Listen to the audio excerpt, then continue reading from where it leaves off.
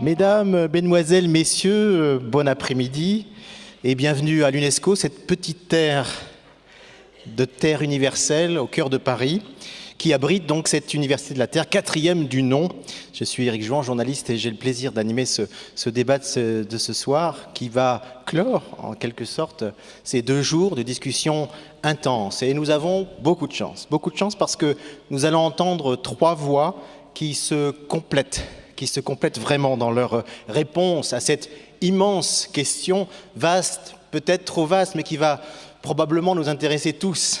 Comment construire un nouveau futur? Chaque jour, l'actualité nous offre le spectacle d'un étrange paradoxe, au fond. À mesure que la planète se rétrécit, nous apparaît plus petite, plus interactive, plus accessible.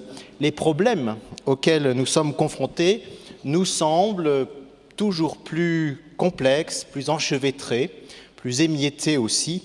Et à l'heure où nos vies s'informatisent, se twitterisent, je discutais avec Joël de Ronet tout à l'heure qui disait qu'au cours de conférences, il lui arrive de recevoir des tweets. Donc maintenant même, la discussion se fait en temps réel, comme on dit. À l'heure où nos repas se micro-ondent, à l'heure où les espérances de vie augmentent, encore pour un moment, il paraît que ça ralentit.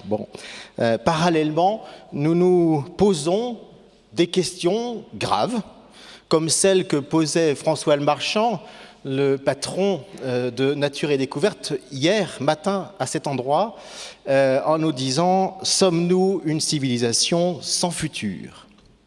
Bon, tout de suite, il ajoutait que le thème de l'université était bien sûr de bâtir une nouvelle civilisation.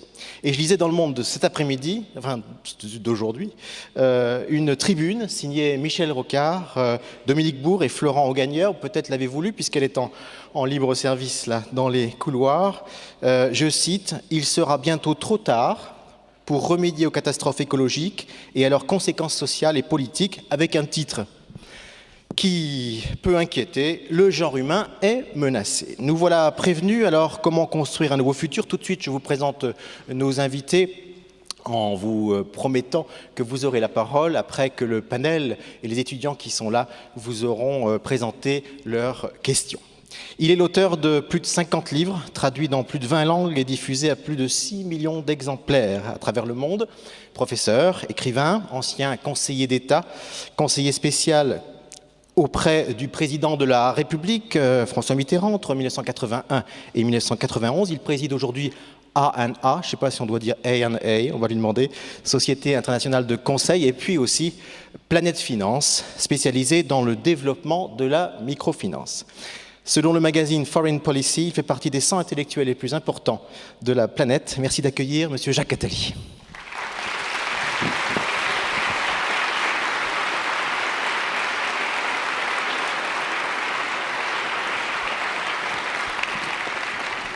C'est un de nos plus célèbres physiciens, directeur de recherche au commissariat à l'énergie atomique, au CERN. Il a participé à la conception du grand collisionneur de particules européen. Rassurez-vous, nous n'allons pas faire une conférence sur le LHC cet après-midi, mais il aurait beaucoup de choses à nous raconter là-dessus. C'est un amoureux du boson de Higgs, un professeur apprécié de philosophie des sciences, car c'est un des rares scientifiques de ce pays à cumuler les diplômes de sciences et de philosophie. Spécialiste du temps et de la physique, vulgarisateur hors pair, membre du Conseil d'analyse et de la société dirigé par Luc Ferry et du Conseil scientifique de l'Office parlementaire d'évaluation des choix scientifiques et technologiques. Il aime les courses en montagne, le vélo et j'en passe. Monsieur Étienne Klein.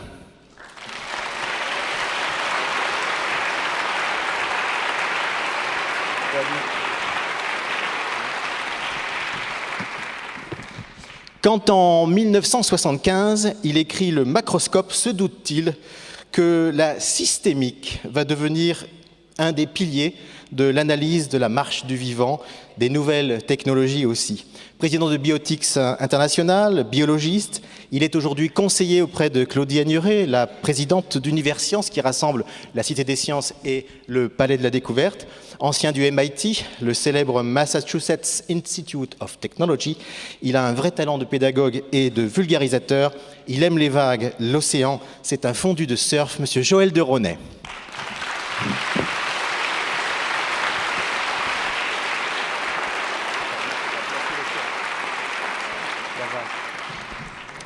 Alors bonsoir à tous. Une même question à vous trois pour nourrir ce premier échange. Quels sont les éléments, les ingrédients, les faits, les évolutions qui rendent aujourd'hui plus difficile ou plus intéressant, ou sans doute plus complexe, la question qui nous est posée, celle d'imaginer le futur. Jacques Attali, je sais que vous rentrez de nombreux voyages, vous venez d'écrire, alors il est sorti, il n'est pas encore sorti, ou alors il est tout récemment sorti, un livre qui s'appelle « Demain, qui gouvernera le monde ?» Peut-être première approche de cette question concernant la construction d'un futur. Qu'est-ce qui a changé au fond ? Bon, on pourrait parler des heures sur ce sujet, je vais essayer d'être très bref. Je dirais d'abord que nous sommes passés dans un monde, et M. Klein connaît bien le sujet, où le rapport au temps a été très profondément bouleversé, dans la mesure où nous étions dans des sociétés où le temps était d'abord vécu comme répétitif, cyclique, où l'obsession était de faire que tout recommence à l'identique, à une société dans laquelle le temps a maintenant un sens, et où l'identique s'est détruit. Mais en même temps, quand le temps a un sens, ça peut être un sens du mieux ou un sens du moins bien. Donc il s'agit plus... il y a une sorte de prise de conscience que nous sommes dans des sociétés qui, parce qu'elles changent, sont devenues précaires. Deuxièmement, nous sommes dans des sociétés qui de plus en plus sont urbaines et non plus rurales. Justement, étant urbaines et non plus rurales, elles ont changé leur rapport au temps. Donc l'idée de construire, et non pas simplement de répéter l'identique, d'être dans une terra incognita du nouveau, dans ce monde urbain, est aussi devenu plus clair et plus visible. Et enfin, il y a cette prise de conscience de banalité de ce que nous sommes tous aujourd'hui totalement interdépendants. On l'a vu avec la crise financière, on le voit avec ce qui se passe au Japon, on le voit chaque jour dans chaque événement.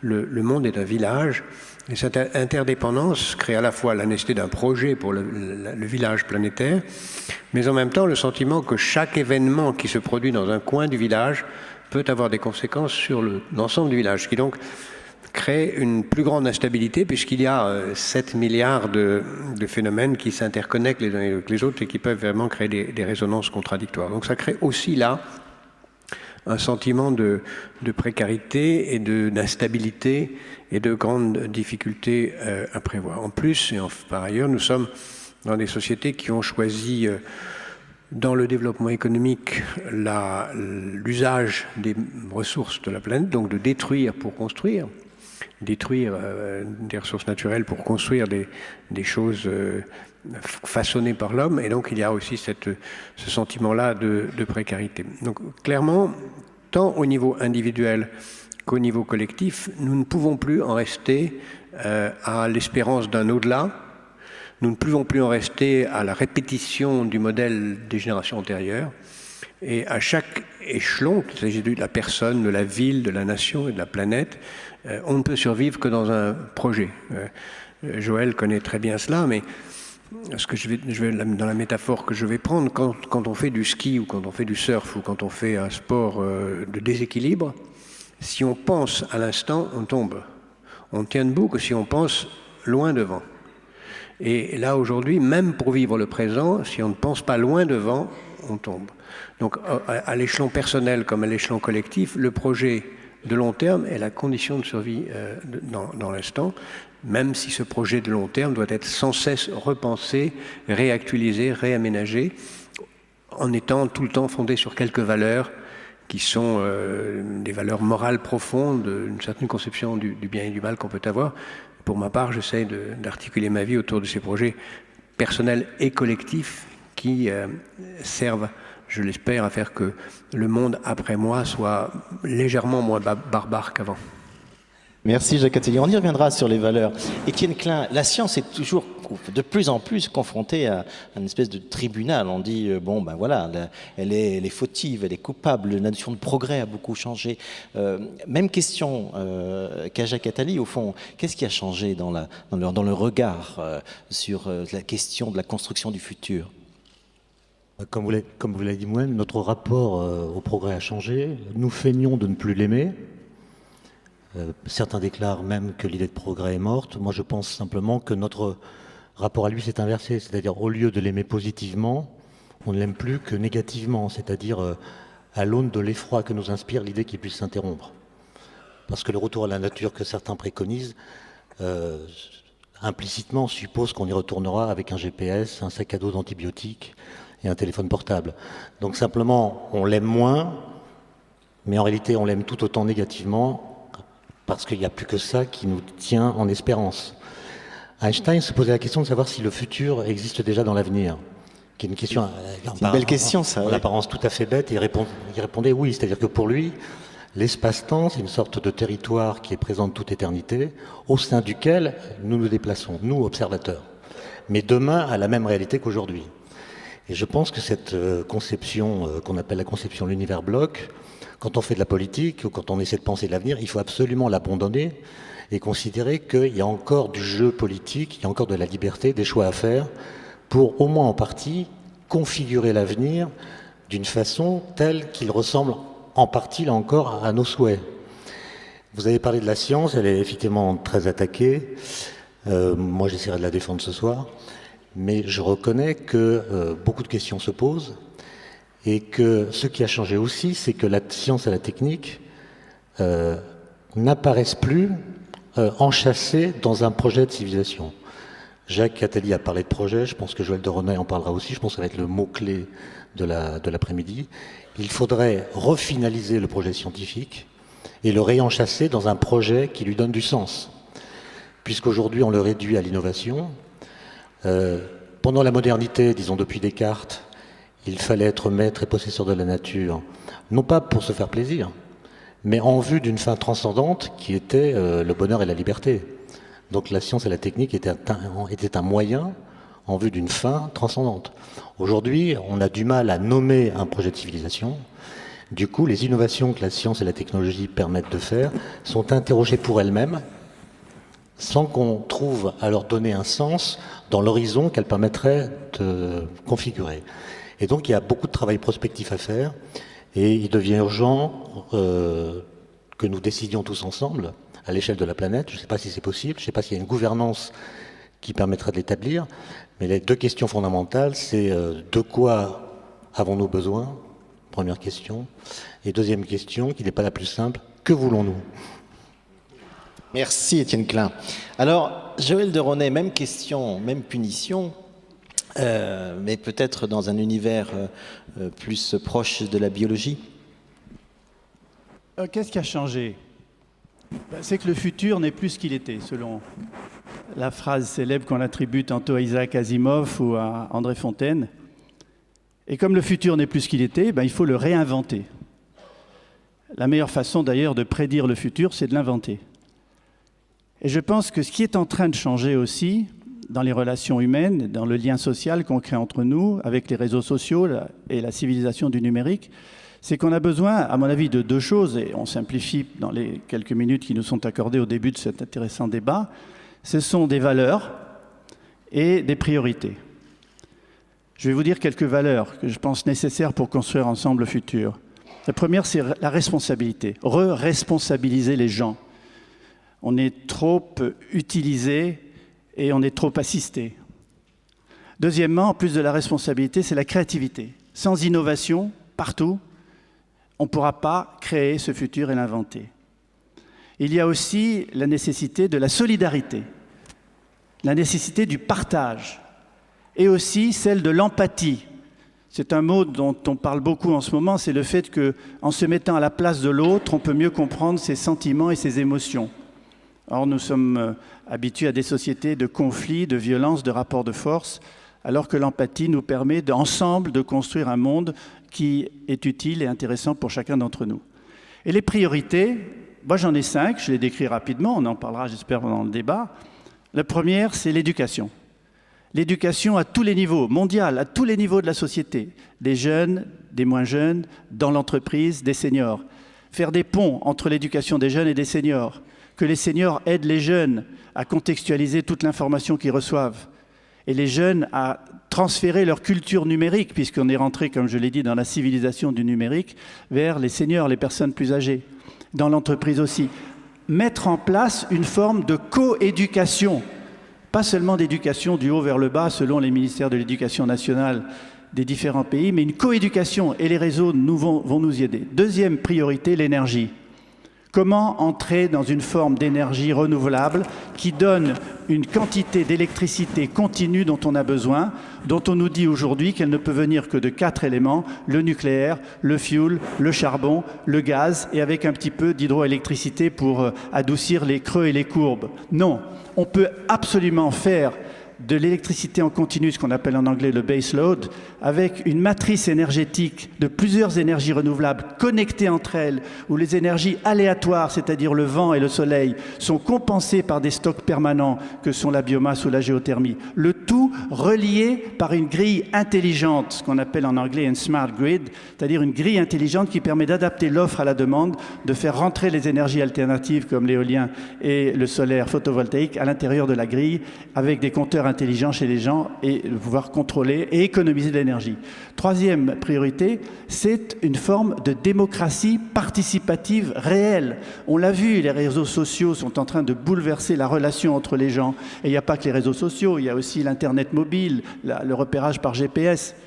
On a vu comment dans certains pays, et nous vivons ça en ce moment, la mise en commun d'idées, le partage d'idées, le respect de l'idée de l'autre peut conduire à une émergence d'une démocratie participative à laquelle on a tellement besoin dans les systèmes pyramidaux politiques dans lesquels nous sommes encore aujourd'hui. Quatrième priorité, l'alimentation mondiale. Cette alimentation, il y en a qui ne mangent pas assez, qui meurent de faim, d'autres qui mangent trop. Et cette alimentation est sous la dépendance de multinationales mondiales dont le profit à court terme est préféré à la santé à long terme des gens. C'est inacceptable. Nous devons coproduire les alimentations où on en a besoin en réseau et les échanger en réseau. Et c'est extrêmement important pour le futur de l'humanité de faire en sorte que nous puissions nous alimenter et rester en bonne santé. Enfin, dernière priorité, c'est le vieillissement, la vieillesse. Ça va être le grand enjeu des 50 prochaines années. On gagne un trimestre d'espérance de vie par an. En 2050, l'espérance de vie, hommes et femmes confondus en France, sera 96 ans. La retraite sera à 60 ans ou à 65 ans. Qu'est-ce qu'on va faire de cette vie en plus? Comment faire en sorte que les personnes âgées puissent appliquer la prévention pour qu'ils se maintiennent en bonne santé et ils vieillissent moins vite? Et aujourd'hui, la science, et je termine là-dessus, Eric, la science nous montre qu'avec ce que l'on appelle l'épigénétique, j'espère que je pourrai revenir sur ce sujet tout à l'heure, c'est pas seulement la génétique, mais l'épigénétique, c'est-à-dire la modulation de l'expression de nos gènes par notre comportement alimentaire, exercice, management du stress, permet non seulement d'être en meilleure santé et de faire des économies sur la sécurité sociale, mais en même temps de vieillir moins vite, de vieillir jeune plutôt que de vivre vieux, ce qui n'est pas très intéressant. Merci Joël de René.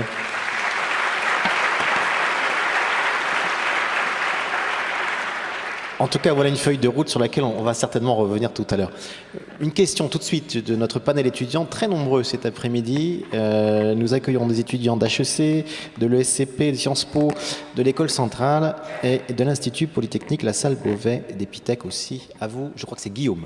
Oui, Guillaume de ESCP Europe. Donc ma question s'adresse à Monsieur Attali, parce que vous nous avez présenté, Eric Jouan, son nouveau livre.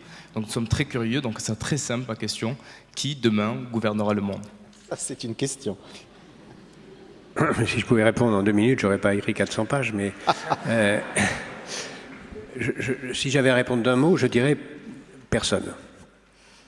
Parce que nous sommes dans une époque très particulière où non seulement il n'y a pas de pilote dans l'avion, mais il n'y a pas de cabine de pilotage. Nous sommes dans une période où le monde est en train de s'unifier, je l'ai dit, mais en même temps où la grande évolution va vers une généralisation de l'économie de marché, qui est une longue histoire qui a commencé au XIIe siècle. Il y a aussi une longue histoire qui a commencé aussi au XIIe siècle de généralisation des règles de la démocratie, mais alors que le marché devient très vite mondial, les démocraties restent locales. Et on va avoir donc une juxtaposition de démocratie locale et d'un marché global, avec presque personne capable d'être une nation dominante, comme l'ont été successivement les Flamands, les Chinois, enfin dans l'ordre les Chinois, les Flamands, etc., jusqu'aux Américains aujourd'hui, en commençant, j'ai essayé de commencer bien avant, puisqu'il y a des gens qui se prétendaient les maîtres du monde il y a déjà 30 siècles. Et aujourd'hui, on a une superpuissance déclinante, Les États-Unis, mais à mon sens, l'évolution va être la suivante. Premièrement, comme à la fin de l'Empire romain, on va avoir à la fois un déclin progressif lent des États-Unis, un déclin relatif, mais en même temps, comme à la fin de l'Empire romain, une occidentalisation de la planète. C'est-à-dire que tout le monde va intérioriser des valeurs occidentales, la liberté individuelle, la démocratie, la façon de vivre, de désirer des choses que vous appeliez tout à l'heure. De quoi on a besoin? On a tous besoin des... Enfin, ceux qui ne les ont pas veulent avoir les mêmes choses. Donc il y a une occidentalisation en même temps du monde, en même temps qu'une disparition de la puissance de l'Occident. Simultanément, l'émergence des nouvelles puissances politiques sera extrêmement lente. Je ne crois absolument pas que les États-Unis seront remplacés par la Chine comme puissance dominante, parce que la Chine aura énormément de problèmes intérieurs à régler pendant au moins 50 ou 60 ans avant de pouvoir s'occuper du reste du monde, même si elle va s'occuper du reste du monde pour avoir des matières premières, mais pas comme gendarme du monde. L'Inde, c'est dans le même cas. La seule puissance qui, si elle s'organisait, pourrait jouer un rôle important, c'est l'Europe. Donc c'est une question qui reste ouverte. Mais le plus vraisemblable est qu'on aura une longue période de chaos, suivie d'une puissance, une vague forte de croissance de puissance non étatique. Et je crois beaucoup, malheureusement, à la montée de l'économie criminelle, de l'économie illégale d'abord, puis de l'économie criminelle, qui est en train de prendre une place exponentielle dans l'économie mondiale, l'économie de la drogue, l'économie du sexe, l'économie des armes, des etc. mafias, au fond, oui. Oui.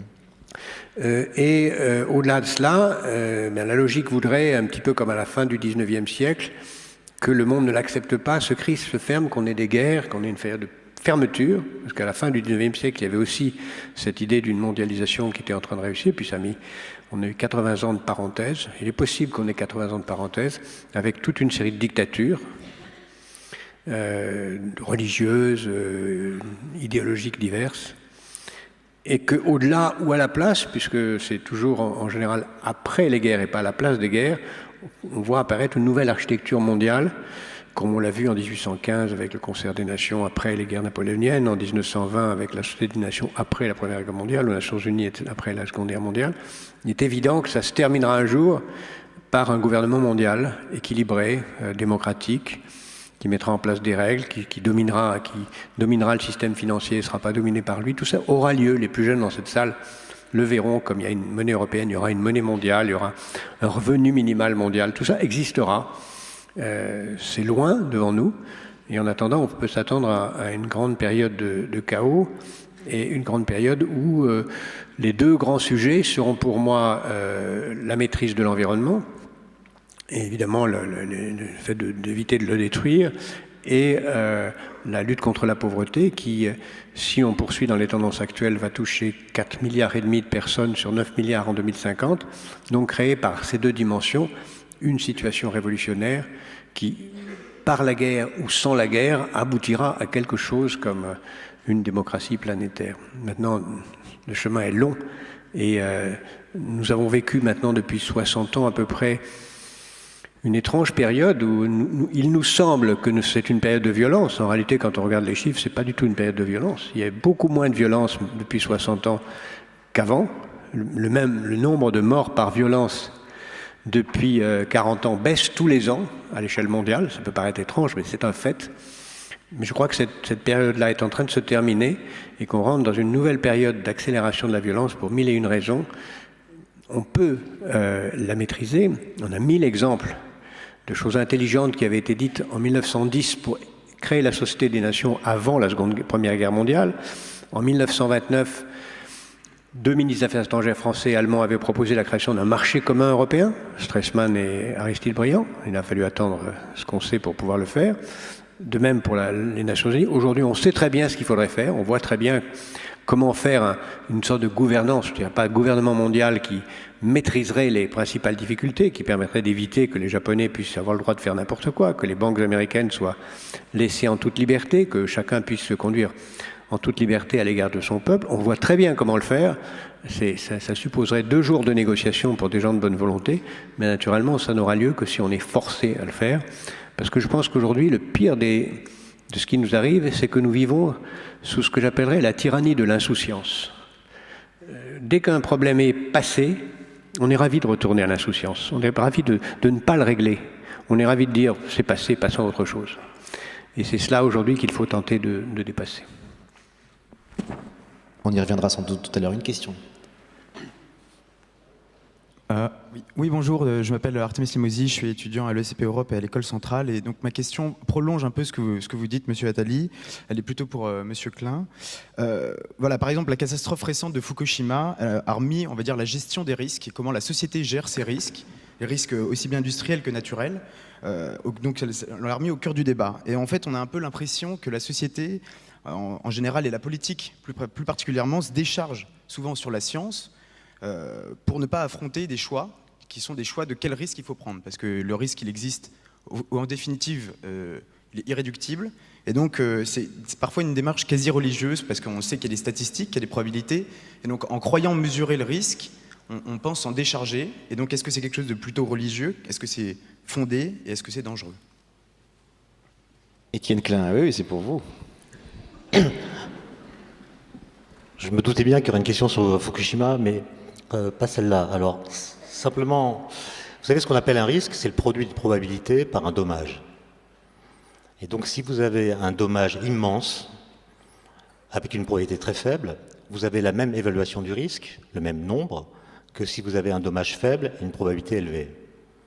Par exemple, les accidents de voiture ont une probabilité assez élevée, et les dommages, c'est quelques milliers de morts par an pour la situation française, par exemple.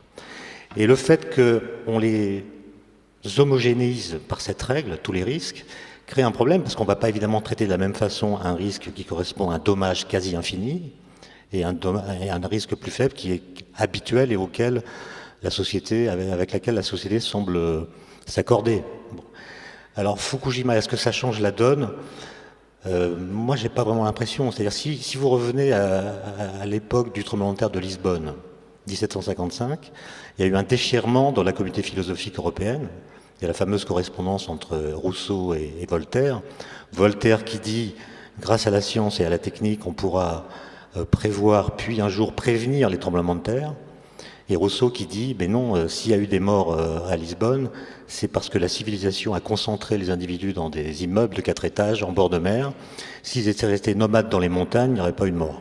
Bon. Et ce qui est intéressant avec Fukushima, c'est qu'il faudrait reprendre ce débat en tenant compte du fait qu'une catastrophe naturelle, le tsunami, a aussi provoqué une catastrophe industrielle. Et la part des choses est difficile à faire puisque c'est grâce à la technologie qu'une ville comme Tokyo ne s'est pas effondrée.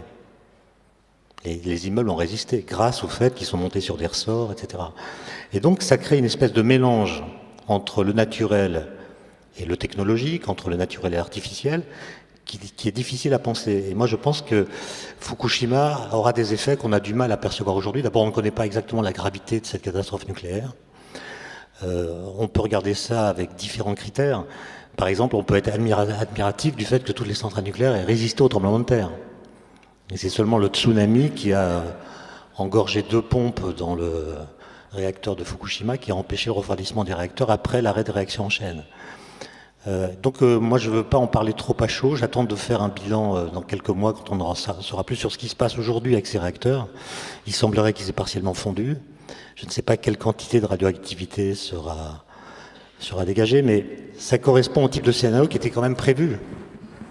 Donc on ne peut pas dire, j'entends dire qu'il y a un avant Fukushima et qu'il y aura un après Fukushima, je l'entends bien, mais en même temps ça fait partie des scénarios qui étaient prévus.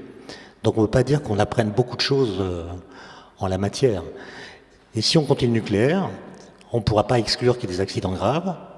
Et la question, c'est celle que vous posez, c'est-à-dire comment trouver des procédures de décision sur lesquelles nous tomberons d'accord avant de prendre les décisions, qui diront quelle est la part qui revient à la discussion générale, quelle est la part qui revient aux discussions d'experts, quelle est la part qui revient à la décision politique.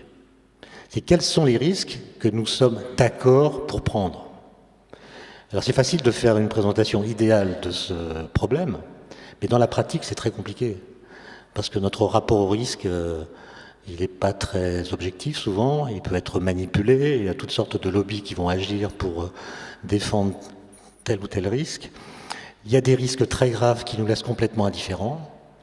Il y a des milliers de morts chaque année dans les mines de charbon, tout le monde s'en fiche, on n'en parle même pas. Donc le charbon est dédouané du risque parce que ça ne tue que des mineurs. Voilà, il y a une sorte de cynisme aussi dans l'évaluation des risques.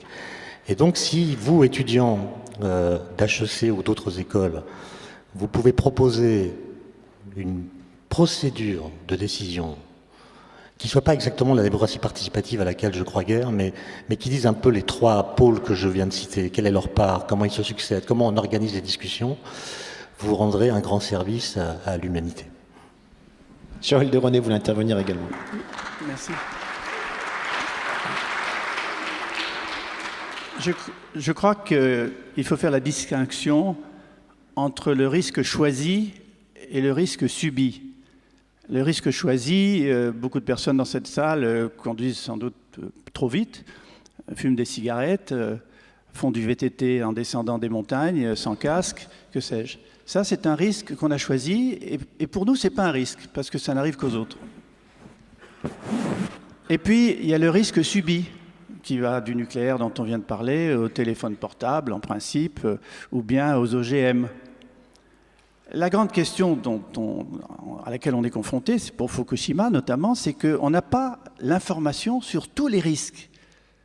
Parce qu'on est confronté à des sociétés de monopole extrêmement opaques qui, après avoir mis le degré de danger de Fukushima à 4, puis à 5, puis à 6, sont maintenant à 7, n'ont pas donné toutes les informations qui sont en train de se passer. Donc on n'a pas les informations sur le risque. Et d'ailleurs, sur un plan médiatique, sans doute pour détourner l'attention d'autres risques plus réels, on dit par exemple en ce moment, le grand risque c'est les fuites par des fissures des réacteurs d'une eau extrêmement radioactive dans la mer. Bien sûr que c'est important, et il faut en parler, mais on ne parle pas du tout de la radioactivité amenée chez eux par les gens qui ont été exposés, dans les cheveux, dans les vêtements, sur les chaussures, s'ils n'ont pas pris la peine de prendre une douche ou de laisser leurs vêtements ou leurs chaussures à l'extérieur. Cette radioactivité 0,5 millisievert multipliée par 24 heures, multipliée par 365 jours, va devenir une radioactivité dangereuse, c'est-à-dire des petites doses pendant très longtemps. Et l'évacuation, d'abord 20 km, maintenant on pense à 80, les Américains ont dit 80, il faudrait évacuer 80 km. 80 km, c'est 7 millions de personnes. À mettre où? Combien ça va coûter? Et donc, d'une part, le gouvernement japonais, et beaucoup de gouvernements le feraient, bien entendu aussi, ne disent pas toute la vérité parce que les conséquences sociales et économiques sont telles qu'on préfère se cacher sous un nuage, c'est le cas de le dire, opaque, qui ne nous donne pas, à nous, citoyens, et bien sûr aux Japonais, la capacité de mesurer le risque subi.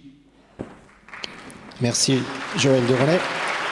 Jacques Attali, je ne voudrais pas qu'on en fasse de cet après-midi un débat sur le nucléaire, mais quand même, vous aviez été proche de ces pouvoirs politiques 80, 89.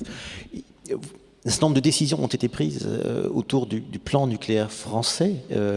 Est-ce que les débats ont eu lieu, on va dire, comme on aurait dû les faire, c'est-à-dire avec une grande participation? Non, je pense qu'on a tort de réécrire l'histoire. Les débats ont eu lieu. Jamais le débat nucléaire n'a été aussi approfondi que dans les années 70, d'ailleurs, bien avant l'élection de François Mitterrand. Et jamais la France n'aurait été favorable au nucléaire comme elle a été, gauche et droite confondues, s'il n'y avait pas eu des débats très approfondis sur le terrain dans la société française. Qu'il y ait des gens qui restent contre, que le débat soit encore ouvert, c'est normal. Qu'un jour on décide peut-être de passer une autre énergie, c'est aussi possible. Mais je ne crois pas qu'on puisse dire qu'il n'y a pas eu de débat sur le nucléaire. Maintenant, ce qui vient d'être dit par Joël est vrai, c'est que toute personne qui est détenteur d'un pouvoir a tendance à considérer que le pouvoir est d'abord celui de manipuler l'information qu'il détient, de la lâcher au compte-gouttes en fonction de ses intérêts. C'est vrai pour le nucléaire comme pour toute autre chose. Mais je ne crois pas qu'on puisse dire que le nucléaire est spécialement condamnable dans ce domaine. C'est vrai pour tout sujet. Ce que Étienne Klein a dit sur le fait que le charbon cause beaucoup plus de morts que le nucléaire nous renvoie à d'autres questions qu'on connaît bien. Par exemple, si vous posez la question, est-ce qu'il faut autoriser une technologie dont on sait qu'elle va changer positivement la vie de l'humanité, mais qu'en 50 ans, elle va faire 1 million de morts, qu'est-ce que vous répondez? Vous répondez sans doute non, c'est l'électricité. Alors évidemment, si on pose la question en ces termes, on a une réponse différente. Donc il faut aussi savoir que l'humanité, en toute conscience, doit prendre un certain nombre de risques. Et je pense qu'à l'heure où nous parlons, la gestion du nucléaire a été très insuffisante dans certains pays, l'est sans doute encore parce que c'est une activité humaine et qui doit être sans cesse contrôlée, mais ce n'est pas la seule. Toute activité humaine est porteuse de risques immenses et l'humanité, à certains moments, elle doit prendre des risques. Elle doit prendre des risques. Les seuls risques qu'elle ne doit pas prendre, et c'est là où le nucléaire est peut-être un cas un peu particulier, comme la biologie, c'est les risques qui mettent en cause l'existence même de l'espèce. Quand il y a un risque d'accident, comme dans le cas de l'électricité, et que ça peut tuer 1 million de personnes, si j'ose dire, d'une certaine façon, le jeu peut en valoir la chandelle. Mais si il y a un risque de dégénérescence irréversible de l'espèce humaine, alors là, il faut faire attention. Et c'est là où se pose la question de savoir de l'impact du nucléaire, de l'impact du génie génétique sur la nature même de l'espèce. Et je pense sur ces sujets-là qu'il faut se concentrer. C'est pour ça que le débat sur les cellules souches, par exemple, est si fondamental. Mais pour le reste, prendre des risques, c'est normal. Une question. Bonjour. Allez-y. Bonjour, je m'appelle Pierre, donc je viens de Sciences Po Paris et de l'université de Pierre et Marie Curie. Je voulais vous, justement, du coup, vous parliez du génie génétique. Joël de René, vous êtes spécialiste en biotechnologie. Je voulais vous demander comment vous pouviez répondre à l'ambiguïté des technologies biologiques, considérant le fait que tout à l'heure vous parliez du bienfait qu'elles peuvent avoir, mais aussi on sait qu'elles posent certains problèmes éthiques, puisqu'aujourd'hui on arrive à avoir du clonage thérapeutique ou de la sélection prénatale d'embryons, ce qui pose des considérations presque eugénistes sur certains points de vue. Merci.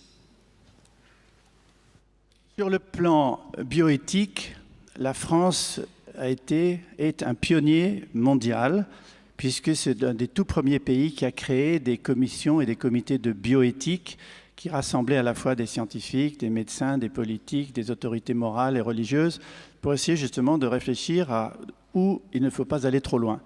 Mais ça n'empêche pas que les chercheurs continuent à travailler dans leur laboratoire pour apporter à la fois des avantages, mais aussi des risques. Prenons le cas que vous avez mentionné des cellules embryonnaires, que Jacques aussi a mentionné, les stem cells, les cellules embryonnaires pluripotentielles. Il y a encore 4-5 ans, on savait pas, 6 ans, on ne savait pas les cultiver en laboratoire, in vitro, en dehors de la vie. On les empruntait à des embryons pour ensuite se servir de ces cellules embryonnaires pour les implanter, soit pour fabriquer des médicaments, soit pour les implanter pour régénérer des tissus. Et puis, il y a eu des réflexions éthiques dans le monde entier, notamment aux États-Unis, où l'administration de George W. Bush a fait interdire toute recherche sur les cellules embryonnaires. Mais on savait, nous, sur le plan scientifique, que d'autres recherches avancées permettant de fabriquer des cellules embryonnaires à partir de cellules adultes. Par exemple, des fibroblastes de la peau, transformés par des virus, avec 4 gènes spéciaux, pouvaient faire régresser des cellules socialisées, en quelque sorte, si vous permettez l'expression, qui avaient un métier, vers des cellules pluripotentielles, pouvant donner toutes les cellules du corps, des neurones, des cellules de foie ou des cellules de muscles. Donc, espoir énorme.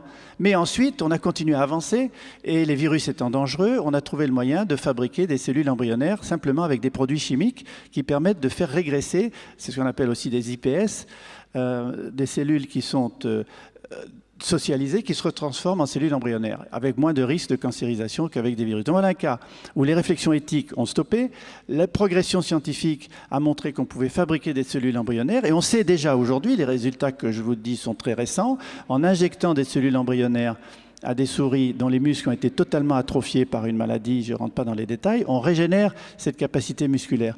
En injectant des cellules embryonnaires dans la rétine de souris aveugles, on reconstruit des cellules embryonnaires de la rétine. Donc oui, il y a des risques, mais on avance aussi dans toutes les directions qui permettent de poursuivre cette innovation, et surtout grâce à la communauté scientifique, qui n'est pas parfaite, mais qui permet de comparer les résultats par les publications, on peut éviter que des directions soient prises par des laboratoires qui ne suivraient pas les règles éthiques internationales, notamment pour ce que l'on appelle aujourd'hui la biologie de synthèse. Donc c'est un secteur qui me passionne. Je viens d'écrire un bouquin là-dessus qui est d'ailleurs gratuit sur Internet. Hein, vous pouvez le télécharger. Moi, mes 3 derniers bouquins sont gratuits sur Internet. J'essaie de respecter aussi la diffusion des connaissances. Donc, Et l'homme créé à la vie est consacré à la biologie de synthèse qui fait très peur, beaucoup plus peur que le génie génétique, Parce que le génie génétique, c'est de modifier un gène pour fabriquer une protéine ou une enzyme à des fins thérapeutiques, agroalimentaires ou cosmétiques, alors que la biologie de synthèse consiste à reprogrammer les êtres vivants comme on reprogramme un ordinateur pour faire de l'Excel, du PowerPoint ou du Word. Donc, vous voyez là que l'éthique est absolument essentielle pour ne pas aller trop loin et pour réfléchir. Et heureusement, il y a trois éléments. Il y a la communauté scientifique et son système de contrôle et de publication. Deuxièmement, il y a les comités d'éthique instaurés par les États. Et troisièmement, il y a nous, les citoyens, avec notre capacité d'élire ou de ne pas élire, ou de manifester ou de se regrouper, notamment par les réseaux sociaux, pour éviter des dérives qui seraient dangereuses pour l'humanité dans son ensemble. Peut-être, Joël de René, ce serait l'occasion de poursuivre sur l'épigénétique, parce que vous l'avez abordé très rapidement en préambule de cette conférence, et pourtant c'est un sujet intéressant. Qu'est-ce que c'est? Alors c'est plus qu'intéressant. L'épigénétique, je vais vous expliquer ce que c'est la grande révolution de la biologie de ces 5 dernières années, pas 10, 20, 30, 5 dernières années. Il y aura une floraison de prix Nobel sur ce sujet. Vous connaissez tous la génétique, c'est l'ADN, le programme du vivant. Et pendant très longtemps, on a cru que cet ADN ne pouvait faire des variations. C'est vrai d'ailleurs, c'est une réalité, par des mutations qui mettent très longtemps à se traduire par des espèces qui vont s'adapter et donc sélectionnées par la sélection darwinienne. Or, le programme de la vie ne code que pour 15% des machines-outils qui font fonctionner la cellule vivante, c'est-à-dire les enzymes et les protéines. 15%. Donc on s'est dit, mais qu'est-ce que c'est que le reste, les 85%? Et comme on ne savait pas, on a appelé ça junk DNA, ADN poubelle. C'est facile, c'est des trucs qui sont accumulés au cours du temps. Maintenant, on sait que ces 85% permettent la fabrication de petites molécules d'ARN qui sont en monobrins, beaucoup plus courtes que le grand ADN, 10, 15 bases du code génétique jusqu'à 150. Et en permanence, elles circulent dans le corps et régulent le fonctionnement des gènes. Donc l'épigénétique, c'est la modulation de l'expression des gènes. En fonction de quoi? En fonction du comportement. Votre comportement quotidien. Ce que vous mangez. Si vous faites de l'exercice ou pas. Si vous savez manager ou non votre stress, si vous avez du plaisir dans ce que vous faites, et si vous avez un réseau social et familial qui marche bien, ces 5 éléments, combinés entre eux, vont conduire à la production dans votre corps de petites molécules qui vont s'accrocher à des enzymes, lesquelles vont rentrer ou être reconnues dans le noyau. Dans le noyau où il y a l'ADN. Cet ADN est protégé par une gaine, comme un fil électrique est protégé par du plastique. Cette gaine s'appelle des histones, sont des protéines. Or, l'ouverture de ces histones permet de polymériser l'ADN en ARN messager, qui va permettre de fabriquer les protéines et les enzymes, ou non. C'est comme un livre de cuisine. Vous avez un livre de cuisine où les pages de chapitres sont collées. Si le chapitre du soufflé au fromage est collé, vous ne pouvez pas faire de soufflé au fromage. Par contre, si le chapitre du poulet casserole est décollé, vous faites du poulet casserole. Mais si on recolle le chapitre du poulet casserole et qu'on ouvre le soufflé au fromage, vous ferez du soufflé au fromage. L'ADN, c'est comme ça. Il y a des gènes qui s'expriment, des gènes qui sont silencieux, des gènes qui sont inhibés. Et ça dépend de notre comportement. Donc, je finis là-dessus. Réalisez ce que ça représente pour la médecine préventive. Réalisez ce que ça représente pour vous. Vous pouvez être en partie responsable de votre santé. Oui, vous pouvez faire quelque chose pour vous. Essayez d'être en meilleure santé, c'est possible. Essayez de vieillir moins vite. Et c'est un intérêt non seulement pour vous, et c'est un intérêt social. Et je termine sur un exemple précis de l'épigénétique, ce sont les abeilles. Toutes les larves d'abeilles naissent avec le même patrimoine génétique, exactement le même. Mais si vous donnez de la gelée royale à manger à certaines larves et pas à d'autres, elles deviennent des reines. Vous avez la différence entre une larve d'abeille et une reine, ou une abeille ouvrière et une reine. Elle est plus grosse, elle pond des œufs et elle vit plus longtemps.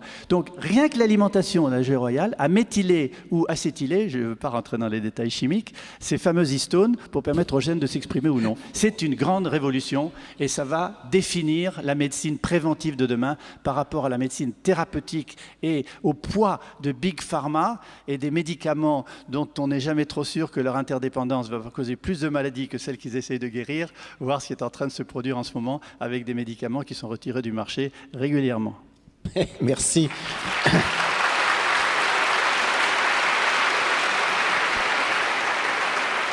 Merci pour l'ordonnance et pour ce cours rapide, mais franchement assez éclairant sur ce que c'est que l'épigénétique. Alors, une question. Je vous en prie, puis après, on va discuter tous ensemble avec vous.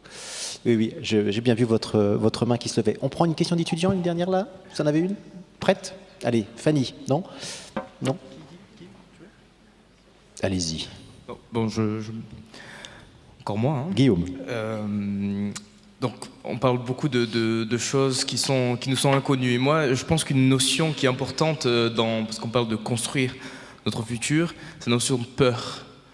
Et j'aurais voulu savoir, et je pense que c'est la notion la plus dangereuse pour appréhender notre avenir, notre futur, comment lutter justement cette peur de l'inconnu, parce qu'on sait justement, notamment en France, qu'on a bien peur de ce qui va nous arriver demain. Voilà.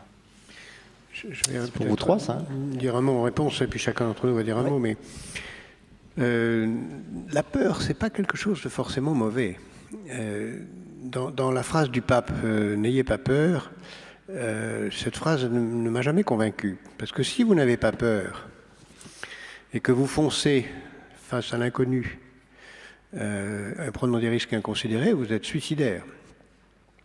La phrase qui me paraît la plus juste, c'est celle qui dit « N'ayez pas peur de vos ennemis ». Ce qui veut dire d'abord connaître vos ennemis. Et donc, avant de parler de la peur, je crois qu'il faut parler de l'analyse de son propre environnement, de l'analyse des raisons d'avoir peur.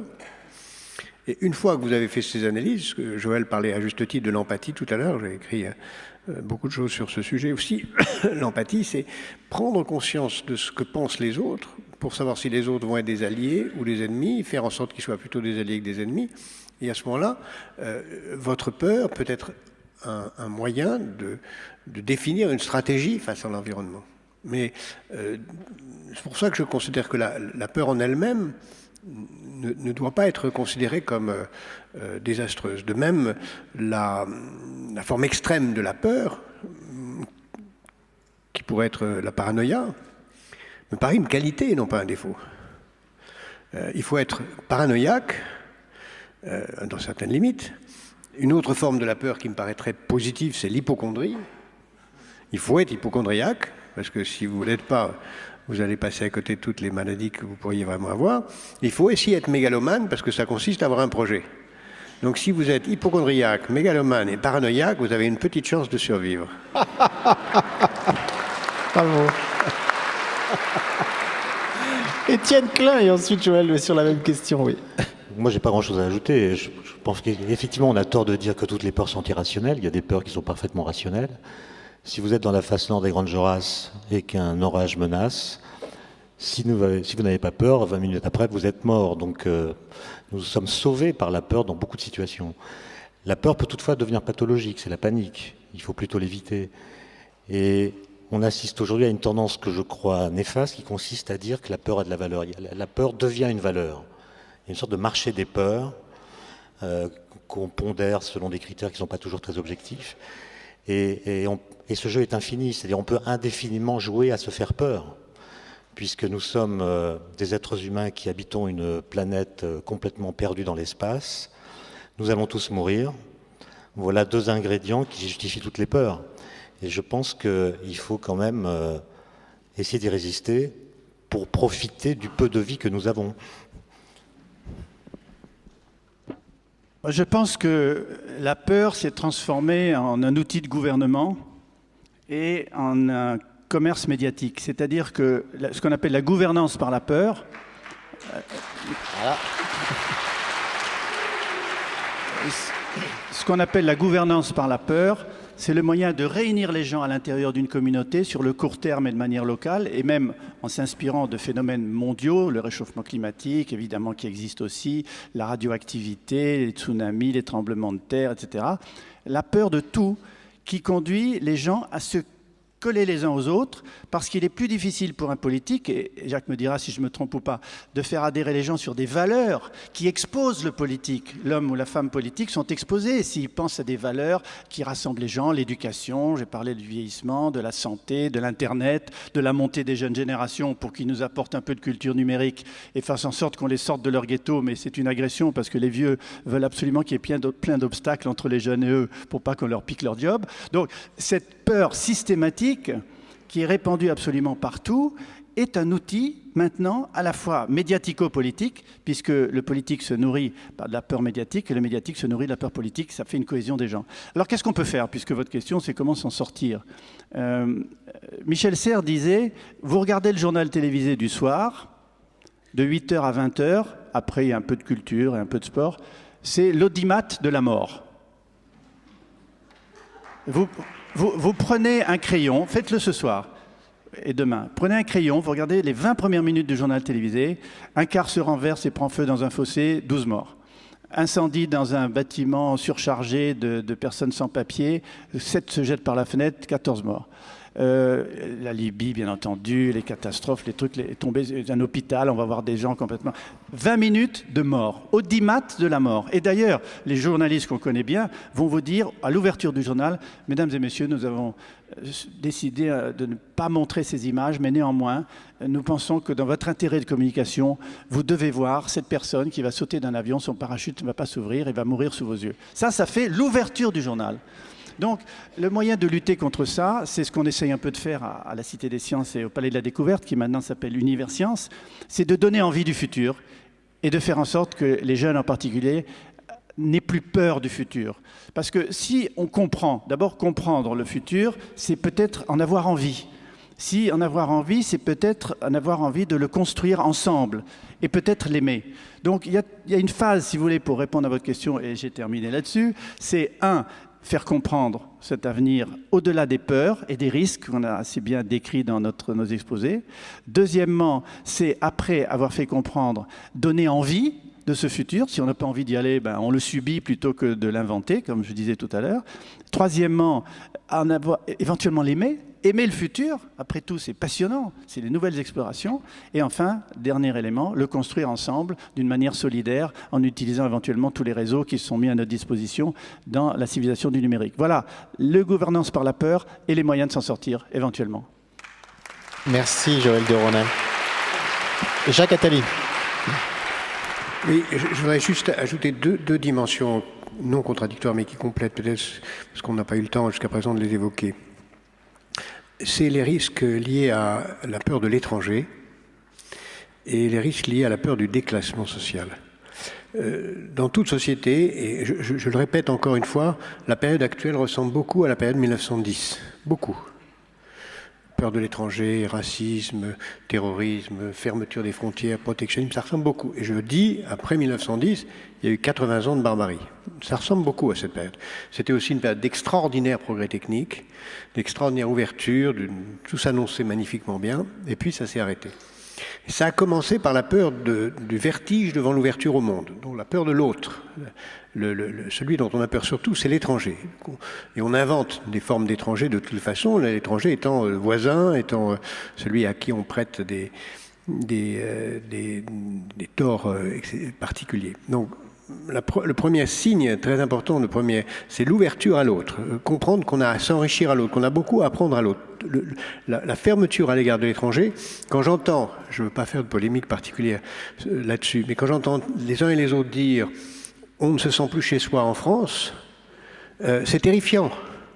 Parce que la France n'a de sens que si elle accueille les talents.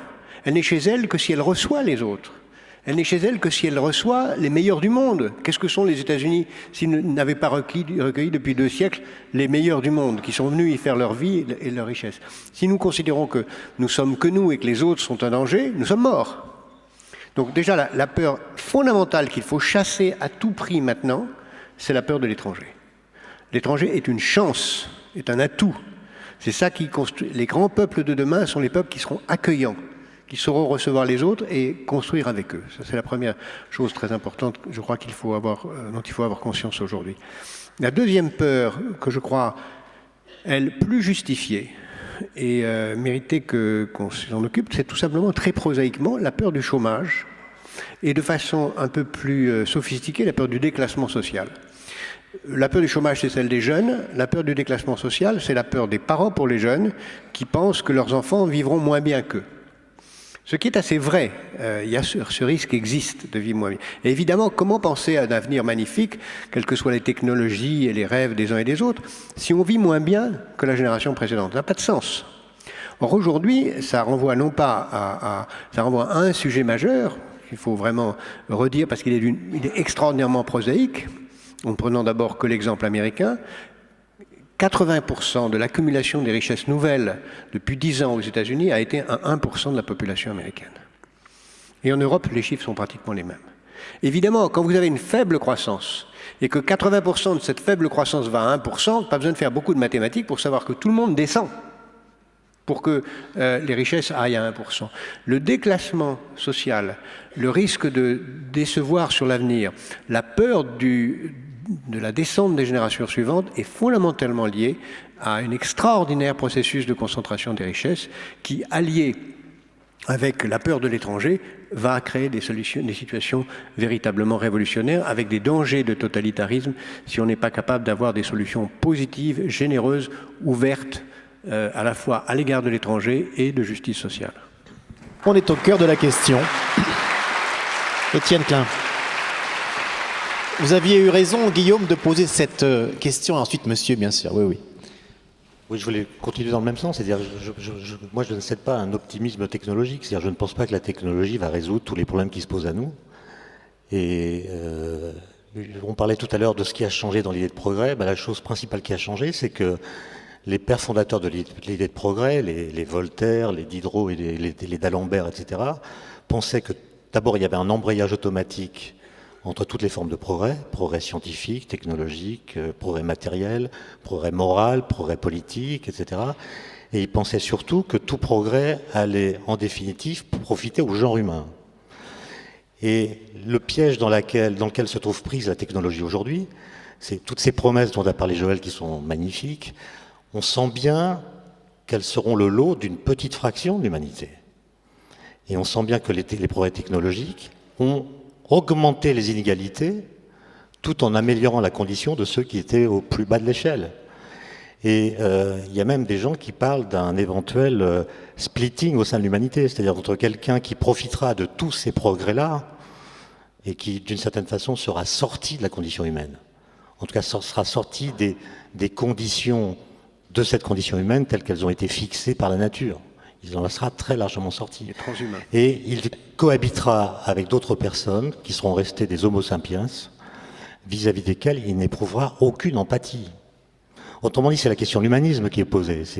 C'est la phrase de Terence, « Rien de ce qui est humain ne m'est étranger ». Mais si un jour on a des post-humains, et les personnes dont tu parles, c'est des post-humains, est-ce que les post-humains diront « Nous sommes des post-humains et rien de ce qui est humain ne nous est étranger » ou est-ce qu'ils diront « Nous sommes des post-humains et les homo sapiens sont des tarés » Alors, je vais me permettre de nuancer un peu les propos de mon cher ami de la manière suivante. Je vais prendre des technologies... Dis franchement que tu n'es pas d'accord, ce sera plus intéressant. Hein? Dis franchement que tu n'es pas d'accord, ce sera plus intéressant. On voit bien en vous regardant que vous n'êtes pas d'accord, Joël. Je nuance parce que je suis assez d'accord avec la technologie humaniste, évidemment. Non, je vais nuancer sur 3 exemples, en prenant un peu de recul et en partant du début du siècle. L'automobile, un peu plus récemment l'Internet, et encore plus récemment le téléphone portable. Ce sont des technologies.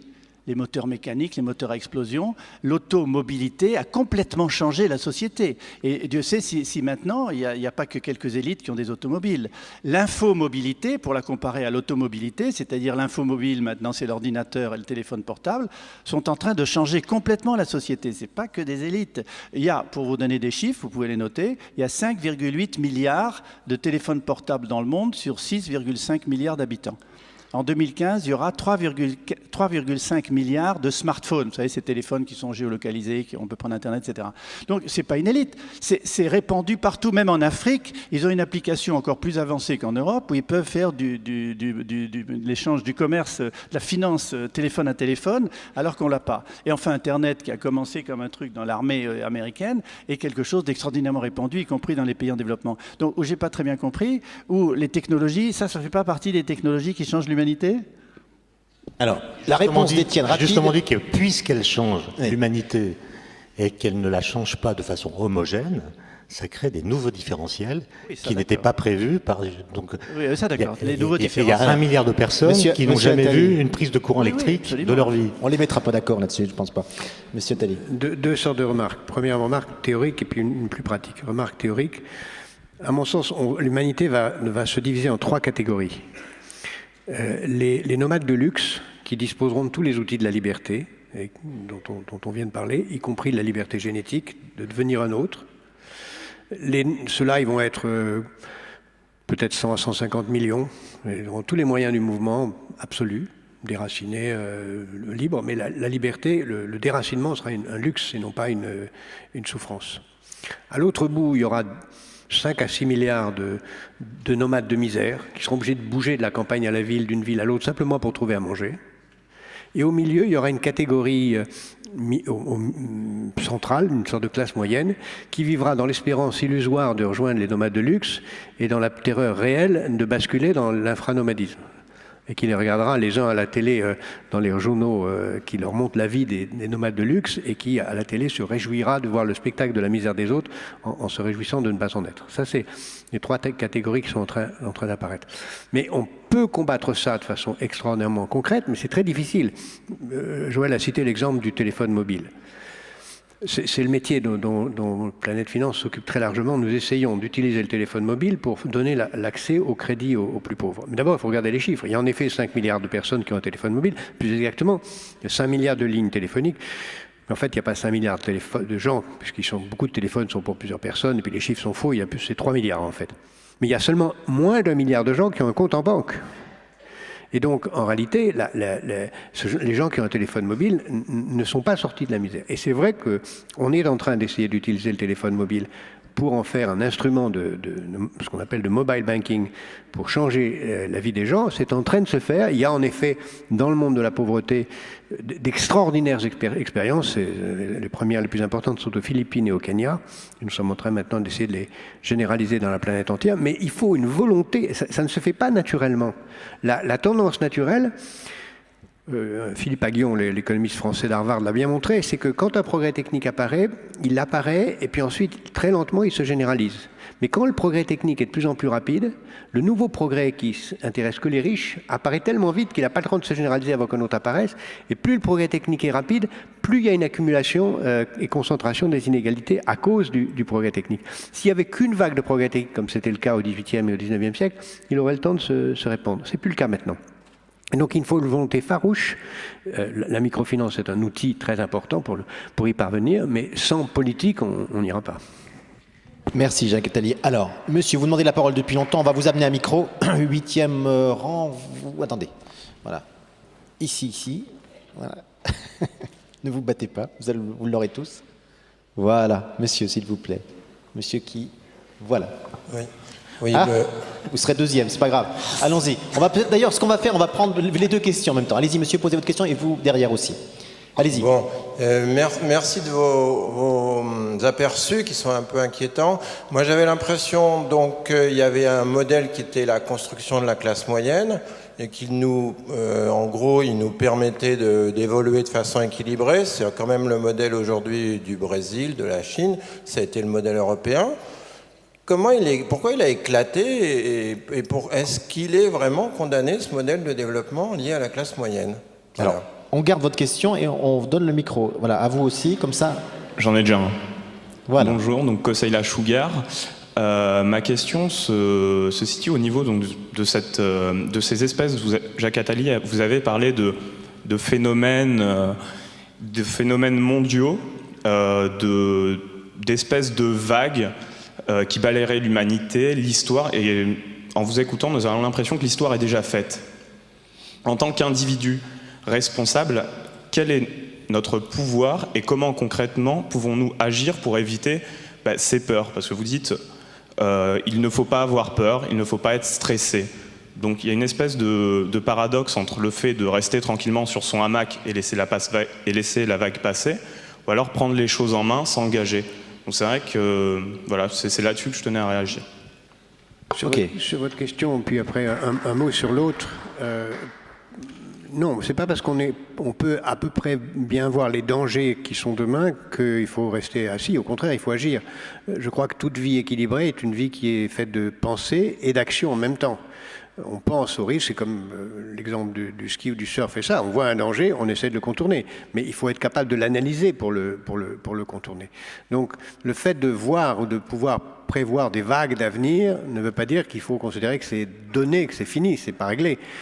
Encore une fois, j'ai donné des exemples, on aurait pu remonter à l'Antiquité la plus ancienne, où beaucoup de gens avaient prévu des catastrophes et ont tenté de les éviter. Dans certains cas, ils ont réussi.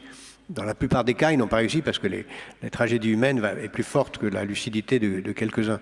Mais l'analyse doit conduire à l'action. Moi, je considère que le danger principal aujourd'hui qui menace l'humanité, c'est le creusement des inégalités entre les plus riches et les plus pauvres, et j'ai décidé de me consacrer à ça. Vous pouvez faire une autre analyse, considérer quelque chose de plus important et vous consacrer à autre chose. Mais il faut faire l'analyse et se battre. Bon. Sur le premier sujet, sur les classes moyennes, en toute logique, si le schéma anglais du XVIIe, XVIIIe siècle se reproduit, on a gouvernement fort, classe moyenne, démocratie. C'est ça qui s'est produit et c'est ça qui semble se reproduire un peu partout. Vous avez cité le cas du Brésil, on pourrait citer l'Indonésie et on peut penser que l'Inde est dans le même cas et que la Chine va aller dans la même direction et que ce qu'on voit apparaître avec les démocraties qui peu à peu apparaissent un peu partout, c'est vrai. Mais en même temps, il y a un autre phénomène qui semble balayer celui-là, c'est que tout ça ne se situe plus comme avant dans des pays fermés parce que les technologies ont rendu le monde de plus en plus ouvert, encore une fois. C'est la globalisation qui change tout. Retenez un seul chiffre. Nous sommes aujourd'hui, sur 7 milliards d'habitants, 200 millions de personnes qui vivent dans un autre pays que celui où ils sont nés. C'est pas beaucoup. Si on poursuit les chiffres, si on regarde toutes les tendances actuelles, la Banque mondiale dit qu'en 2040, ce sera 1,5 milliard de personnes qui vivront dans un autre pays que celui où ils sont nés. C'est-à-dire qu'on rentre dans une immense période de mouvement, dans lequel donc cette stabilité de la cristallisation de chaque classe moyenne qui vient peu à peu consolider un désir de propriété et donc de citoyenneté et donc de règles de droit et donc de démocratie qui ne dépend pas du caprice du prince, elle est balayée par ça. Ce qui m'amène à penser que maintenant, où on aura une règle de droit planétaire, où le monde deviendra un gigantesque chaos. Bon, beaucoup de mains levées. Oui, juste un petit mot court, Joël. Un petit mot court sur la dernière question concernant qu'est-ce qu'on peut faire pour ne pas laisser passer l'histoire sous son hamac et intervenir. Je suis d'accord avec Jacques sur ces 3 catégories, les élites nomades, etc., ceux du milieu qui espèrent ne pas tomber dans les miséreux nomades. Assez d'accord. Mais la question que je voudrais poser, c'est qui sont et où sont ceux qui ont, en Tunisie, en Égypte, peut-être en Syrie, peut-être au Yémen, peut-être en Libye, sont en train ensemble d'aspirer à une nouvelle démocratie qui n'est ni la réponse à des principes totalitaires d'un tyran ou d'un dictateur, ni une vision intégriste qui vous conduit à calquer votre vie sur des principes révélés ou décidés ou contraignants, mais qui veulent spontanément la liberté, donner du sens à leur vie, construire ensemble. On l'appelle la génération Facebook, c'est encore une technologie, mais cette technologie a aussi permis de faire quelque chose. Vous posiez la question, qu'est-ce qu'on peut faire? C'est d'ailleurs de partager des sentiments, se mettre ensemble, et se mettre ensemble peut conduire à aller dans la rue, peut conduire à changer l'histoire. Voilà aussi un cas que nous vivons en ce moment. Merci. Prenons d'autres questions. Alors, je vais m'orienter vers ce côté de la salle pour que vous permettre de poser des questions courtes et que vous puissiez le faire rapidement. Monsieur Pro, 2e rang, et ensuite vous avez la parole au 5e, 6e rang par là-bas. Voilà, posez votre question et on passe le micro à monsieur aussi, qui a la main levée là-bas pour qu'on puisse enchaîner. Allez-y, monsieur. Je vais être un peu plus terre à terre. Je voudrais parler du monde de l'entreprise. On voit bien que le monde de l'entreprise représente un pouvoir global dans le monde qui est très, très prépondérant, qui est parfois même peut-être plus important que le monde politique. Alors je voudrais savoir comment est-ce que vous voyez le développement du monde de l'entreprise. Est-ce que les conglomérats, les globalisations d'entreprises vont continuer à grossir indéfiniment ? Enfin, indéfiniment peut-être pas, mais jusqu'à quel point? Oui. On conserve votre question. On prend une 2e, une 3e, s'il vous plaît. Comme ça, on va les enchaîner. Oui. Monsieur là-bas. Ou alors madame, puisque vous l'avez le micro. Bonjour. Que pensez-vous de cette phrase « Le 21e siècle sera spirituel ou ne sera pas » Bien. On va enchaîner une 2e heure de conférence après. Peut-être une 3e question. Vous levez la main depuis un moment, monsieur. Je ne voudrais pas vous empêcher de poser votre question. Voilà. Qui voudra répondre sur le spirituel? Il se bagarre. Oui, monsieur, voilà. Bonjour, je m'appelle Julien Roy de Mandit, je suis philosophe et je voulais en effet pointer le fait qu'il y avait une révolution dans les années 90, enfin, en fait qui s'étend plus largement sur les décennies passées, qui est la révolution des sciences et qui a changé l'épistémologie, l'approche de la science par rapport au monde. Et enfin, je crois que M. Klein et M. Attali doivent bien connaître, et M. de René aussi, bien sûr. Et cette révolution donc, a changé notre rapport au monde et donc le rapport de la technoscience en général. Et ça a valu pas mal de luttes, notamment la lutte contre les OGM. Et moi-même, j'ai lutté contre les OGM pendant 10 ans contre la généralisation des OGM et non pas contre les biotechnologies en tant que technologie. Et je voulais dire qu'à cette occasion, on avait utilisé la peur comme principe mobilisateur et pas seulement comme, pas comme outil de manipulation. Et Hans Jonas parle lui-même de la peur comme principe heuristique. Donc je voulais savoir ce que vous pensiez de ça, et je voulais savoir aussi ce que vous pensiez des solutions qu'on propose, notamment dans des associations ou des fondations comme la Fondation Sciences Citoyennes, les solutions de conventions citoyennes, qui sont des procédures très strictes de consultation de la population, et qui ont des résultats très intéressants, enfin qui ont déjà été appliqués sous forme de conférences de citoyens, et qui ont donné des très bons résultats, et qui ont donné des résultats qui ont été enterrés, comme d'ailleurs d'autres consultations dont on a parlé à la conférence précédente, consultation sur l'agriculture, consultation sur l'éducation, et à chaque fois, tous les rapports sont enterrés. Donc, qu'est-ce qu'il faut faire pour que les élites et une forme d'oligarchie puissent enfin accepter ce genre de solution? Qu'on appelle les conférences de consensus. Je me souviens, Joël, qu'on en avait animé une il y a maintenant 15 ans à la Cité des Sciences et de l'Industrie. Merci à tous pour vos questions. Alors, peut-être l'entreprise, il faut répondre à monsieur, quand même, Jacques Attali, sur le poids croissant de l'entreprise. Moi, je pense qu'on va aller vers 4 catégories d'entreprises. La première, la plus importante, c'est chacun de nous. Chacun de nous, on va être une entreprise. Je vais prendre le modèle du spectacle. J'ai toujours pensé que quand j'essaie de pronostiquer l'avenir, je regarde ce qui se passe en musique. Et la musique indique beaucoup de choses sur ce qui va arriver par ailleurs. Regardez ce qui se passe en matière de musique. Vous avez 3 catégories d'entreprises. Vous avez le musicien, tout seul, qui gère sa vie. Et chacun d'entre nous, on est des entrepreneurs de notre vie, personnelle, professionnelle, avec beaucoup de métiers à la fois, etc.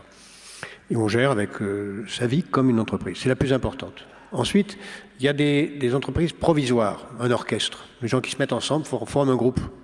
Une entreprise, en général, c'est ça. C'est des gens qui se mettent ensemble, font un projet, ça dure 5 ans, 10 ans, 15 ans, 20 ans, 25 ans. On sait combien ont duré les Rolling Stones. Une entreprise peut durer aussi longtemps que ça.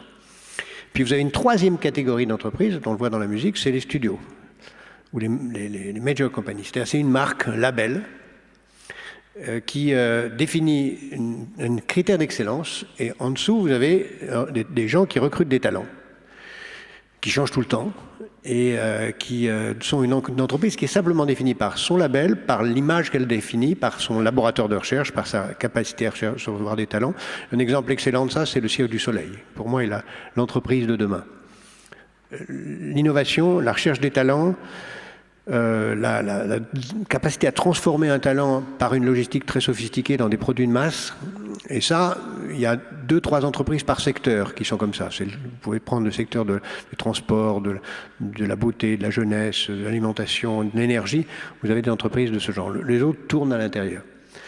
Puis vous avez une 4e catégorie d'entreprises qui est en train d'apparaître. C'est ce qu'on peut appeler les entreprises altruistes ou les ONG ou les entreprises ce qu'on appelle social business. C'est-à-dire des entreprises dont la finalité n'est pas le profit, dont l'argent est simplement le moyen de réaliser des objectifs, des valeurs qui sont complètement différentes, dont l'argent sert simplement comme une contrainte de développement, mais qui servent un intérêt général et plus seulement l'intérêt global. Et je pense, pour ma part, que comme le capitalisme a été une sorte d'élément anecdotique à l'intérieur du système féodal au XIIe siècle et l'a fait exploser, on est en train de voir apparaître dans cette économie nouvelle altruiste un modèle qui va faire exploser le capitalisme et qui va progressivement le remplacer, ou en tout cas le compléter pendant longtemps, puis le remplacer par une économie qui n'est plus fondée par la recherche du profit, mais dans laquelle l'argent n'est qu'une contrainte pour la réalisation d'objectifs supérieurs.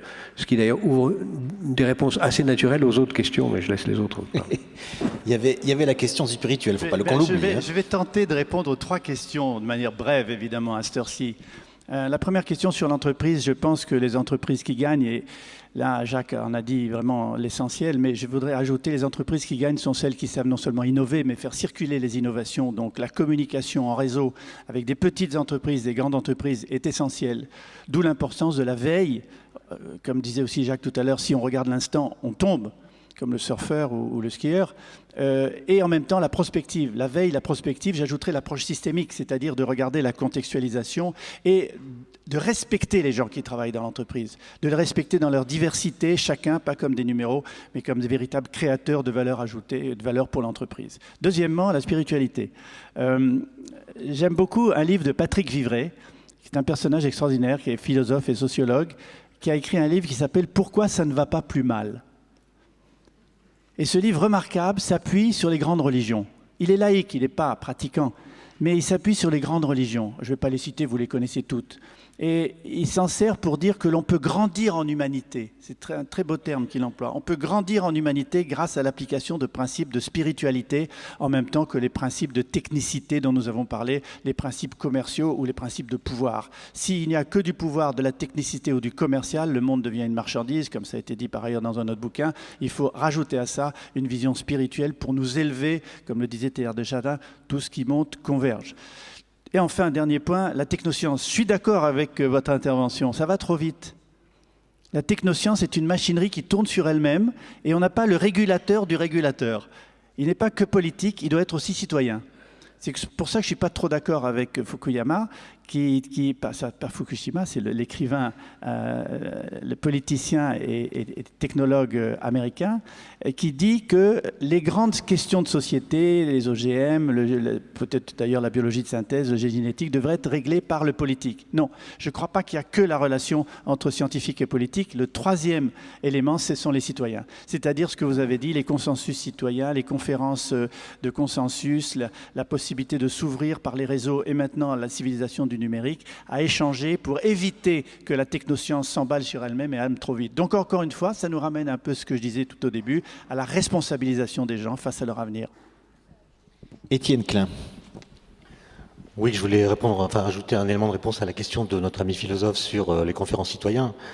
Les expériences qui ont été menées en France ou dans les pays du Nord où elles sont plus habituelles sont intéressantes, mais ça ne marche que pour les sujets très chauds. Or, il y a beaucoup de sujets à traiter qui ne sont pas des sujets chauds. Et moi, j'agrandirais la question à la question de savoir comment faire entrer la science en politique. Il n'y a pas faire en sorte que la science devienne l'affaire des politiques, mais que la science devienne une affaire politique. Dans un sens très particulier, parce que je ne dis pas que les politiques doivent se mêler de science, c'est pas ça que je suis en train de dire.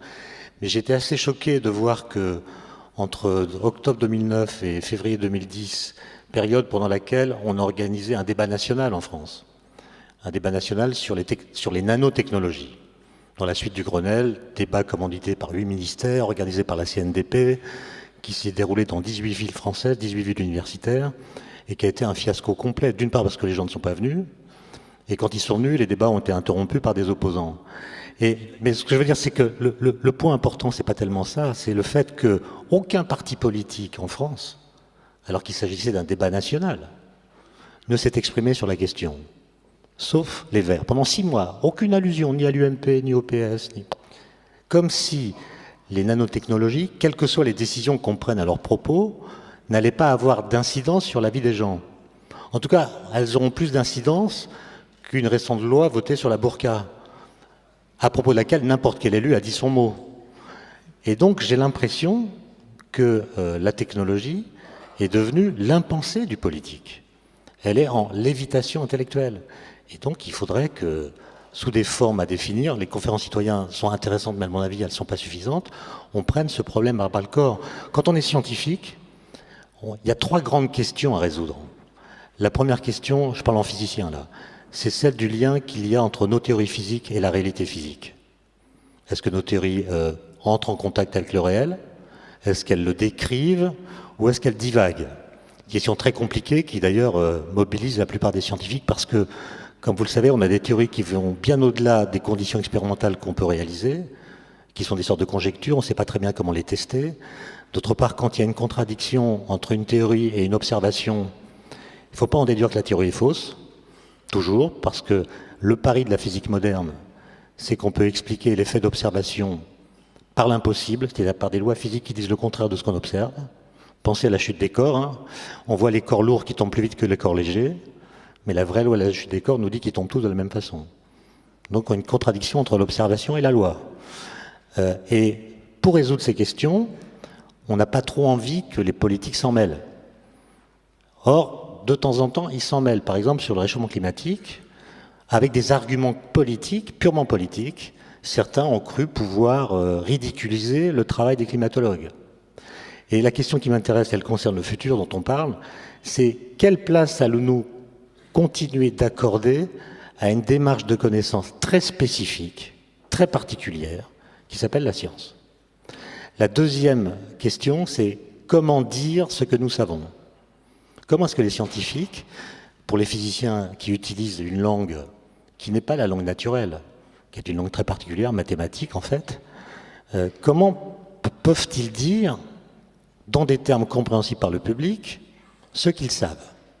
Et je pense que c'est une question éthique, et c'est aussi une question politique. Éthique parce que notre façon de dire certaines théories, comme le darwinisme, ou comme la théorie de la relativité, peut avoir des effets dans l'esprit des gens qui sont manipulables. Par exemple, on peut présenter le darwinisme d'une façon qui rende naturel l'eugénisme.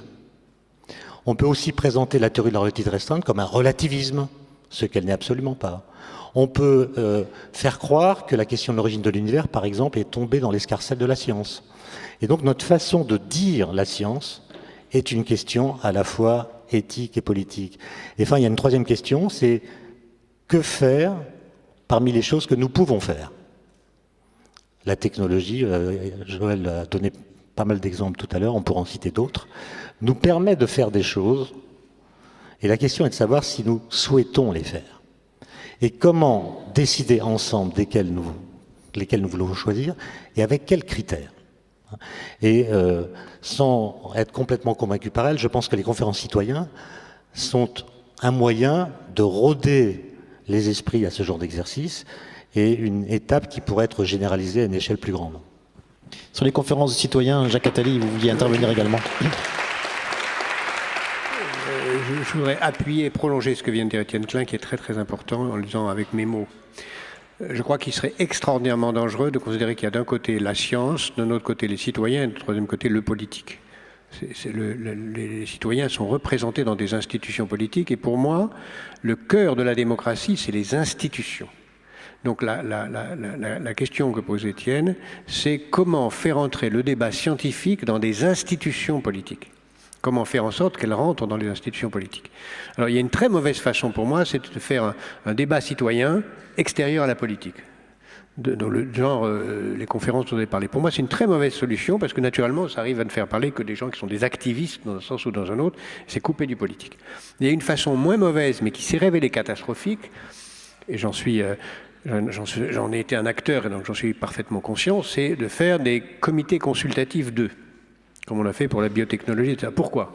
Parce que si on fait ça et que si le politique s'en lave les mains, finalement le politique laisse le comité biotechnologique prendre des décisions. Et on arrive à cette évolution très profonde qui est en train d'arriver de façon générale, où le politique se lave les mains de tout, en confiant à des hautes autorités machin, hautes autorités trucs, comités consultatifs, le soin de prendre des décisions qui sont en fait en théorie des avis, mais qui sont en fait des décisions.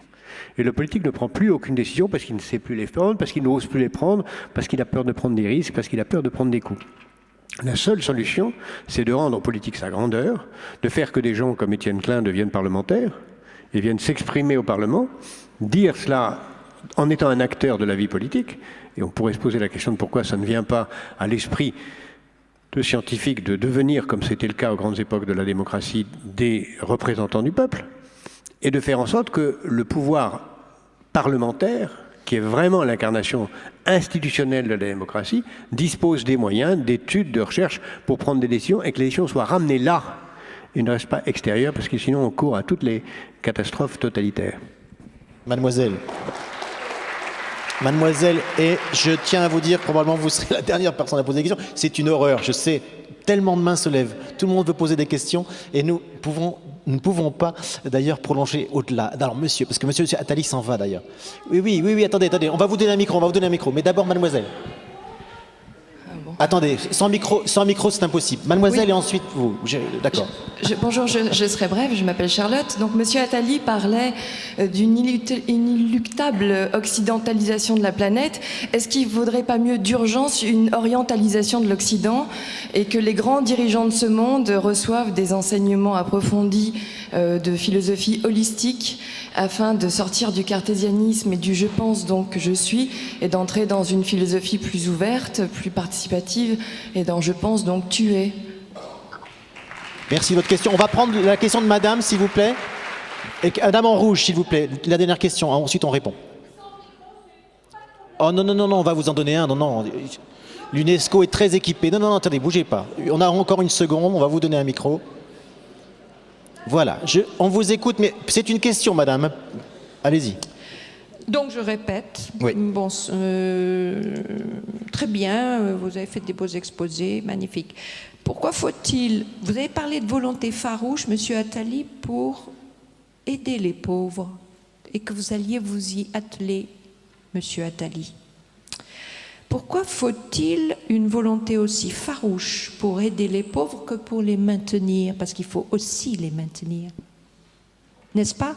C'est bien ce que disait M. Arthur Lindsay, le conseiller militaire de M. Truman. Il faut maintenir les forces. Alors, Monsieur Attali, je suis désolé pour les questions. Je suis désolé mais d'abord parce que vous partez. Donc voilà. C'était prévu on va 18h arrêter. et je vais partir à l'heure où il était prévu. Donc vous conclurez sans moi, je m'en excuse, je devrais partir vraiment à l'heure prévue. Sur quoi voulez-vous que je parle? De ce que vous voulez. Ah oui, sur pauvres, l'occidentalisation de la planète. Quand j'ai parlé de l'occidentalisation, j'ai dit ça non pas comme un souhait, mais comme un pronostic. Allez vous promener où que ce soit dans le monde, y compris dans les coins les plus reculés de l'Orient, et vous verrez que le modèle, c'est devenu l'Occident. C'est pas l'Occident en tant que tel, peu importe son origine géographique. D'ailleurs, l'origine de l'Occident est en Orient, puisque c'est le couple judéo-grec qui est à l'origine de la pensée occidentale, c'est-à-dire quelque chose qui est plutôt en Orient. C'est l'individualisme qui est en train de l'emporter. Et on peut le regretter, moi-même je le regrette, mais c'est la pensée individualiste, le désir de liberté individuelle qui est en train de l'emporter. Je pense qu'il y aura un basculement vers un altruisme qui est d'ailleurs incarné par différentes valeurs qui sont en train de surgir, mais il y a d'abord, comme à la fin de l'Empire romain, une généralisation des valeurs de l'individualisme, puis l'altruisme pourra, je l'espère, l'emporter. Ça sera le mot de la fin parce que nous devons arrêter. Je vous cite les 3 bouquins. Étienne Klein, Discours sur l'origine de l'univers. Formidable bouquin pour ceux qui s'intéressent à tout ce qui a précédé l'aventure de l'humanité. Demain, Qui gouverne le monde, Jacques Attali et Joël de Ronet. Tous ces livres sont en vente je fais de la pub, à la librairie qui est en face. Joël de Ronet, 2020, les scénarios du futur. C'est une très très belle soirée. Au revoir.